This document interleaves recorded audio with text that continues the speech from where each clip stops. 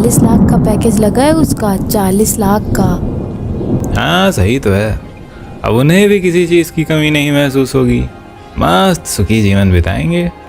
पर हमारे बच्चे में ही पता नहीं क्या कमी रह गई। शायद हमने ही कुछ गलती की होगी उसे पालने में, वरना आज हम भी कह रहे होते हमारा बेटा इतना कमाता है। नसीब की बात है सब। हो सकता है हमारे नसीब में बेटे का सुख लिखा ही ना हो। शायद आप सही ही कह रहे हैं। 40 लाख लगा है हंसेंगे लोग। बहन जी ऐसे बच्चे तो बोझ होते हैं। पर हमारे पता नहीं क्या कमी रह गई।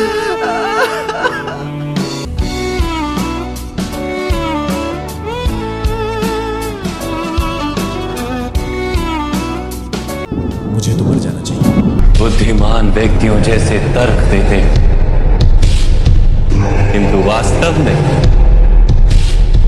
मूर्खतापूर्ण बातें करते हो। पार्थ, क्या नष्ट हो जाएगा? वृक्ष के कुछ पत्ते झड़ जाएं या नए उगाएं, उसे आनंद या दुख का कारण नहीं कहा जाता। ये नपुंसकता तुम्हें शोभा नहीं देती। युद्ध करना तुम्हारा कर्तव्य है पार्थ, शस्त्र उठाओ। पार्थ, ये बात ध्यान से सुनो और समझो। मनुष्य के दृढ़ निश्चय के आगे कुछ भी असंभव नहीं रहता पार्थ। जब भी कोई जीव दृढ़ संकल्प होकर एक दृढ़ विश्वास के साथ किसी भी काम का बीड़ा उठाता है, तो दैवी शक्तियों को उसकी सहायता के लिए स्वयं ही आना पड़ता है।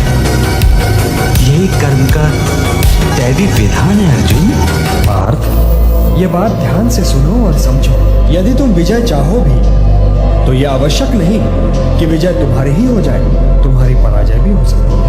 किंतु यदि तुम विजय से मोहित नहीं होगे तो पराजय से भी नहीं घबराओगे। यदि तुम ये सोचो बात कि चाहे विजय हो चाहे पराजय, किंतु तुम तो केवल इसलिए युद्ध कर रहे हो कि युद्ध करना तुम्हारा कर्तव्य है, तो विजय के सुख या पराजय के दुख का प्रश्न ही नहीं उठता। और जो न विजय से सुखी हो और न पराजय से दुखी, वही स्थित प्रज्ञ है। हारना नहीं, अंदर से हारना नहीं। बाहर से अगर हार हो जाती है तो कोई बात नहीं, खिलाड़ी ही हारता है, दौड़ने वाला ही गिरता है। गिरा हुआ पड़ा है वो क्या गिरेगा। निराशा नहीं होनी चाहिए, उदासी नहीं होनी चाहिए, और जिद्दी स्वभाव बना।